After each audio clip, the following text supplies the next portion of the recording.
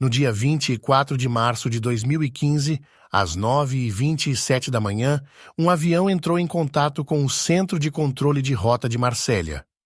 Era um Airbus A300 e 20211 da Germanwings que fazia o trajeto entre Barcelona e Düsseldorf.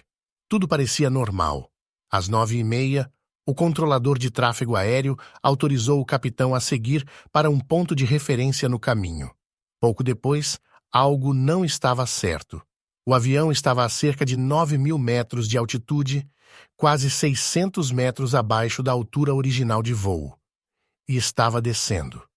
O avião não respondeu quando o Centro de Controle de Marsella perguntou qual era a altitude autorizada. O silêncio continuou nas próximas 2 tentativas de contato nos 30 segundos seguintes. De 9h35 a 9h39, o voo da Germanwings tentou se comunicar com o Centro de Controle de Marsella por diversas frequências. Outro controlador de tráfego aéreo francês e outra aeronave também tentaram, mas não obtiveram resposta do voo 9535. Às 9h40, o radar perdeu o sinal do avião. Os controladores franceses acionaram um alerta de emergência, informando que o avião e seus passageiros estavam em grave perigo e precisavam de ajuda urgente.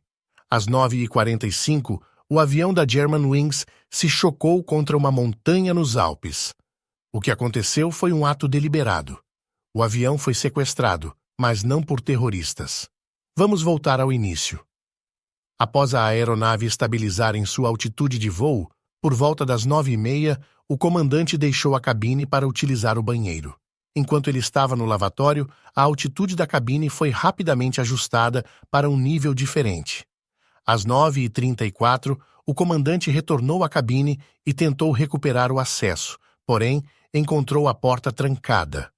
Enquanto ele permanecia em frente à porta da cabine, começou a perceber que algo estava errado.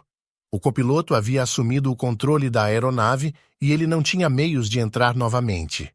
Após os eventos de 2001, foram implementadas mudanças nas configurações das cabines para proteger os pilotos de possíveis sequestradores. Para adentrar a cabine, um membro da tripulação deve realizar uma chamada pelo interfone e pressionar o botão de liberação que gera uma vibração na cabine. Nesse momento, o piloto pode alternar o controle da porta do estado de bloqueio para o desbloqueio, permitindo que o tripulante entre. A equipe de voo, que também recebe códigos de emergência que podem ser utilizados em situações de preocupação dentro da cabine. No caso em questão, o tripulante empregou o código de emergência no teclado, acionando um temporizador de 30 segundos que resultou na abertura da porta da cabine por um período de 5 segundos. No entanto, existem circunstâncias em que os ocupantes do cockpit desejam negar o acesso da tripulação, como durante um sequestro. Nesse cenário, os pilotos podem alterar o controle da porta para o modo de travamento, anulando assim todo o acesso de emergência. Foi esse mecanismo que o copiloto usou para bloquear permanentemente a entrada no cockpit enquanto a aeronave iniciava seu processo de descida. O capitão ficou excluído da cabine sem qualquer controle. Às 9h39, foram registradas batidas violentas na porta da cabine pelo gravador de voz da cabine. O capitão tentou repetidamente entrar para recuperar o acesso, mas a porta da cabine havia sido fortalecida para resistir a sequestradores armados. O capitão teve poucas chances de sucesso. Nos minutos finais, tanto a equipe de passageiros quanto o capitão sabiam que o avião estava em queda. Infelizmente, ninguém sobreviveu ao acidente, incluindo 144 passageiros, 4 membros da tripulação de cabine, o capitão e o copiloto. Entre os passageiros, havia uma turma escolar inteira que estava retornando de uma excursão à Espanha. O capitão Patrick Sondenheimer, um pai de 2 filhos de 34 anos, tinha uma vasta experiência de voo e seus últimos momentos foram dedicados a tentar salvar a aeronave e os passageiros. Após o acidente, sua esposa estabeleceu uma fundação em sua memória, com o objetivo de auxiliar crianças e jovens a lidar com o luto e situações de crise.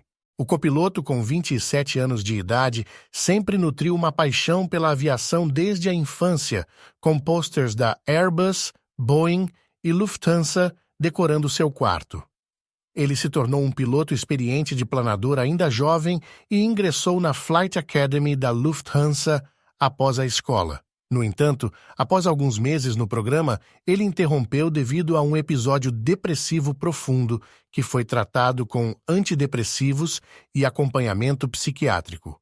Após receber uma recomendação médica declarando sua remissão, sua licença de piloto de estudante e certificado médico apto para voar foram restaurados. Contudo, ele continuou com seu treinamento, mas posteriormente enfrentou um problema ao preencher um documento exigido pela Administração Federal de Aviação dos EUA para voar em uma base no Arizona operada pela Lufthansa. Ele falsamente afirmou que nunca havia sido diagnosticado com qualquer transtorno mental, o que foi descoberto posteriormente. Fornecer informações falsas em um pedido à FAA pode resultar em acusações criminais ou no término de uma carreira de piloto, mas a FAA lhe concedeu uma segunda oportunidade. Ele reconheceu abertamente sua batalha contra a depressão e foi autorizado a prosseguir com um treinamento no Arizona. Em 2013, ele se tornou parte da Germanwings, uma companhia aérea de baixo custo pertencente à Lufthansa. Um ano depois, sua depressão ressurgiu. Ele começou a experimentar sintomas preocupantes, acreditando que estava perdendo a visão. Isso o levou a consultar oftalmologistas e neurologistas várias vezes por semana, pois via estrelas, halos, flashes de luz, riscos e insetos voando. No entanto, os exames médicos não encontraram problemas significativos em sua visão. Ele foi diagnosticado com transtorno hipocondríaco e pelo médico de família com uma psicose emergente. O médico instou-o a procurar tratamento em uma clínica psiquiátrica, mas ele recusou essa opção. Em vez disso, em janeiro de 2015, ele voltou ao psiquiatra que o havia ajudado anteriormente. Ele começou a receber psicoterapia e foi prescrito com antidepressivos fortes, continuando a trabalhar e a voar. Durante os meses de fevereiro a março, ele recebeu vários atestados médicos de diferentes médicos, indicando que ele não estava em condições adequadas e que desejava que algo mudasse. 4 dias antes do acidente, ele pesquisou o mecanismo de travamento da porta da cabine da aeronave Airbus A320 em seu computador. Durante seu voo de ida de Düsseldorf para Barcelona, ele brevemente testou as configurações de descida enquanto o capitão Sondenheimer estava fora da cabine. No voo de retorno, ele utilizou essa informação para deliberadamente fazer a aeronave descer. Como isso pôde acontecer? Pilotos são obrigados a passar por exames médicos e avaliações anuais, mas, frequentemente, a saúde mental é negligenciada em comparação com a saúde física. O sistema de regulação da aviação confia muito na autorregulação dos pilotos quando se trata de avaliar seu próprio estado de saúde, o que pode ser um problema. O copiloto foi considerado incapaz de trabalhar pelo seu médico, mas optou por não informar seu empregador sobre essa condição. No entanto, quando alguém, como ele, representa um potencial risco para a segurança pública, um médico pode optar por quebrar a confidencialidade médico-paciente e reportá-lo às autoridades. Então, por que pelo menos um dos vários médicos que emitiram diversos atestados médicos o declarando inadequado para voar, não percebeu que o copiloto poderia representar um risco para a segurança pública? Talvez tenham acreditado que sua condição de saúde mental o tornava um risco apenas para si mesmo e não para os outros. Estar deprimido não significa que alguém seja um assassino.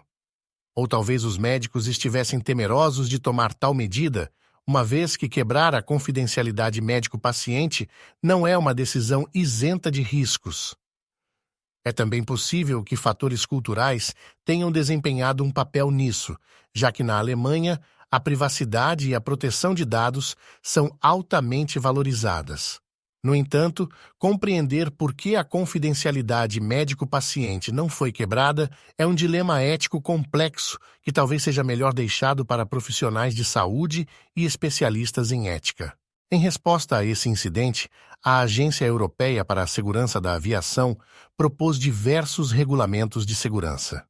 Os procedimentos de triagem psicológica para pilotos foram reforçados e várias companhias aéreas implementaram a política de ter sempre 2 pessoas na cabine, embora a Lufthansa tenha recentemente abandonado essa prática.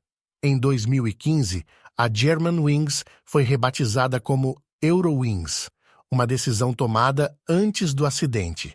Por fim, a Lufthansa indenizou as famílias das vítimas, mas persistem dúvidas sobre se essa compensação foi suficiente. As famílias enfrentaram perdas irreparáveis que nenhum valor monetário pode remediar.